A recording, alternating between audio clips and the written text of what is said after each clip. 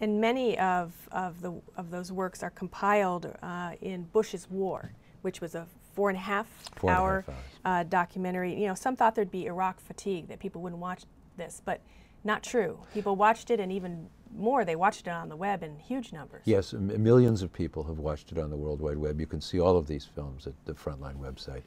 That website we created intentionally to pull together the 40 films, the information from that, the hundreds and hundreds of interviews that I and other producers have done, the visuals, the stock footage, the documents, so that people, scholars, students, other journalists, and just viewers could go to the web, watch the film, pull down bits and pieces, fragments of the information, so that you could understand what actually happened with the yellow cake issue, what actually happened with the aluminum tubes. Why did Colin Powell go forward to the United Nations and give that speech? And when he did, what pieces of the information that he gave should he have known or could he have known were not true? The web has just expanded the possibilities, hasn't it? I mean, it's also made it quite transparent. You can put your interviews up there. You have, in some films, I know at least in the torture question, a whole producer's track where people can listen to the film and hear your commentary running at the same time. It's just opened up all these educational possibilities. It's a spectacular new place. I think of Bush's War as the first step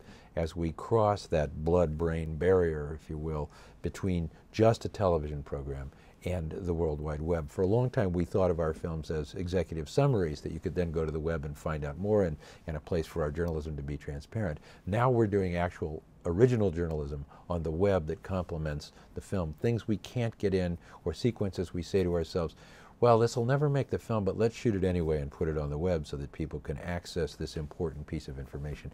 That will be even enhanced on the choice, I think, and Frontline has always been the sort of leader in that deep content public affairs websites, but public television is also in that business now in a very big way, and local television stations like Idaho Public Television are there as well. All of your films have characters in them, whether the characters are present or not. In other words, whether they gave you an interview or not, there's characters. You've called Bush the incurious president as his character. I heard David Gergen refer to him as that recently as well. And then there's Cheney, and these cast of characters, just like in Shakespeare or other myths, and then sub-characters. It's very important for you to have those characters, isn't it? Whether they talk to you or not. When you tell a story, when anybody in your home tells a story to you, the story is always more interesting if they're not talking about ideas per se and just throwing concepts out, but if they're telling you a story. Once upon a time there was a man or woman in Idaho that did this and lived by a river, and the river was polluted and her children or his children died, and he wrote a letter to the EPA, and when he wrote the letter wasn't answered, and it made him angry, and he went to Washington. I mean, if I've just told you a story that is an environmental film, for sure, but I didn't start and say, you know, there's a lot of pollution in Idaho rivers and they need to be dealt with by the government because particulates and this and that are in the water, you're not as interested as if I've just told you that story of a person. The same is true with what happened with the war in Iraq and every other film I go for. I always say, who's the main character? Even if I, as you suggest, and rightly so, even if I don't have that person. In one case, I did a film called The Man Who Knew about an FBI agent who was dead. But there he was, very much alive. It was the biography of that person, in the same way I'm doing the biography of Obama and McCain. So you need a character. The character drives the narrative, drives the story, and the sub-characters around them bounce off of that, and that has never been truer than in the fascinating characters inside the Bush administration. We're rapidly running out of time, but I want to make sure to talk about a couple of things. Cheneys Law, that film you said was one of the hardest you've ever had to put together. Partly, I'm sure, because he wasn't available, the secrecy issues, but also because it's a complicated task to try and unravel exactly what he was doing. It's the perfect example of what we were just talking about. If I said to you, there has been an impulse inside the United States government by a certain group of conservative men primarily, going back 30 years, to enhance the powers of the presidency. It goes all the way back to the beginning of the Constitution, and always there have been adherents that say there's not really a tripartite government, there's not really checks and balances. The founders believed that the president should be preeminent, not only in times of war, but in every decision. And if the people didn't like it, they should throw him out. And that all Congress is there for is other things, to rubber stamp, to do other kinds of things, print money, sign treaties, but not really to run the country. And the courts are there for the long term in some way. If I told you that story that way, in even more arcane ways, you would be yawning, your viewers would be switching the channel up. If I said to you, the Vice President of the United States, there's been a method to his madness all the way through the Iraq War, the War on Terror, ever since he was a congressman, before that, in fact, when he was a young staffer inside Richard Nixon's presidency, to plant powers inside a president so that the president can do pretty much whatever he wants to run America. And if we don't like it, we can throw him out if we know that he's doing it, including domestic spying, including lots of other things, including torture, changing the Geneva Conventions, whatever it is that a president decides he wants to do. That is something Dick Cheney has been interested in 30 years. And if I showed you how he did it, and who he had on his staff to help him do it, so you got to know the characters and the struggles and how they won and what the impact of that is, that's a much better way to tell that story. And in the end, that's what we ended up doing. And so important for you to have these insiders, not necessarily policy wonks or even Democrats opposing Republicans, but insider Republicans telling the story. There are no Democrats in these films. There are no experts, outside experts in that way. Lindsey Graham, John McCain in the torture film saying, hey, this is, we don't agree with our own administration. Right. Some of these people at great risk come forward. They do. Former interrogators and such to say, do you consider them to be heroes? Do they make you more optimistic about our country?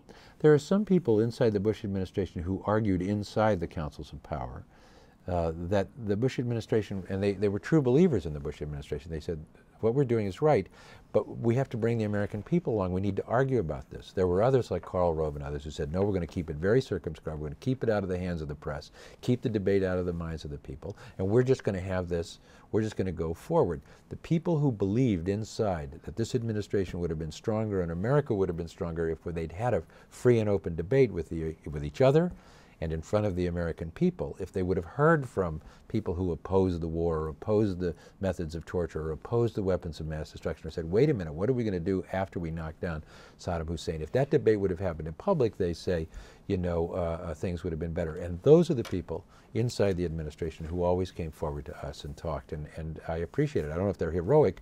They're just doing it the way they think they should have been doing it. They didn't do it in the beginning of the administration. They did by the end, and I'm glad they did. Did making all these films depress you, anger you?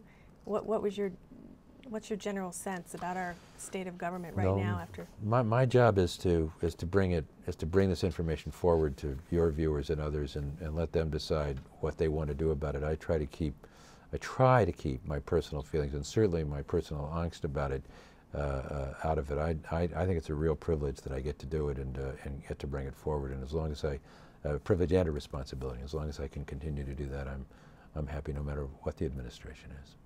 You yourself have said that even now you're still overly ambitious.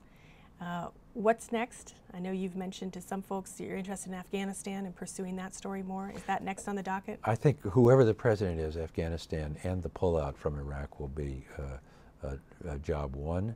The depletion of our military and the trouble there is phenomenal and fundamental.